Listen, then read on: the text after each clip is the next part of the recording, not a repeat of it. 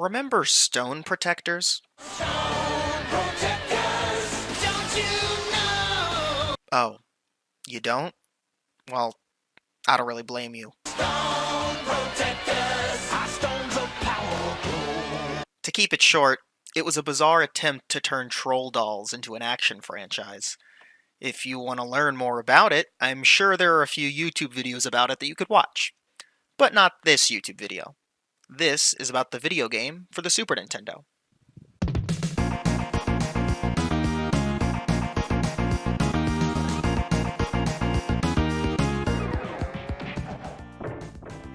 It's a pretty mediocre beat-em-up that's really short and is pretty darn easy, especially if you pick the character with a gun.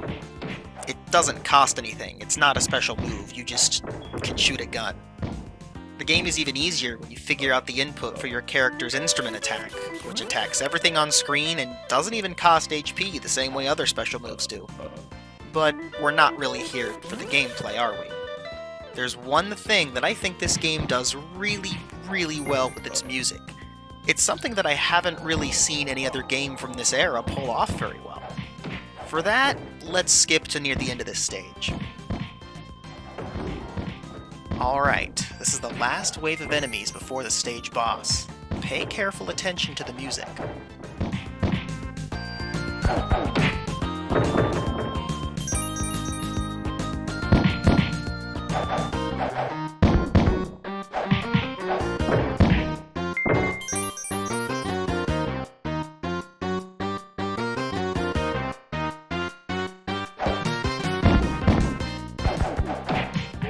Now, if you don't think that's awesome, we are incompatible as human beings, and will never get along.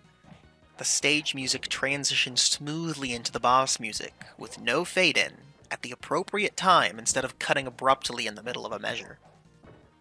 Let's check out another example, in Stage 2.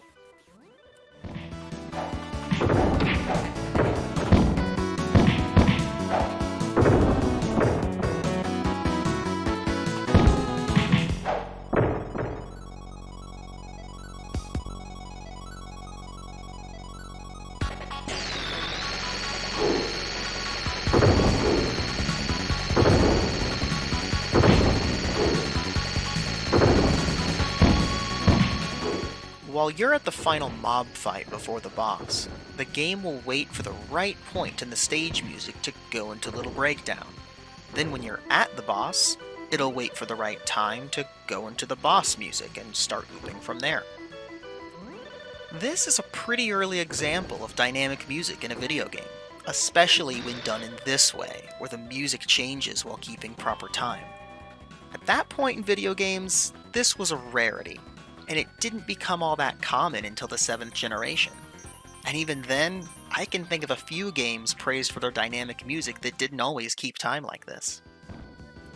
It blows me away that the team at Eurocom would go through all the effort of implementing a system like this for a game based on stone protectors of all things. This is the sort of feature you might expect on high-profile masterpiece games, not a fairly unknown beat-em-up based on a license that didn't really go anywhere. In any case, I'm glad that composer Steve Duckworth and whoever on the programming team helped with this feature went the extra mile to get dynamic music into the game. It turned an otherwise forgettable game into something that can really amp up the tension and excitement. I hope this intrigued you at least a quarter as much as it did for me. Never take for granted the effect that a little touch can add to an experience, video game or not.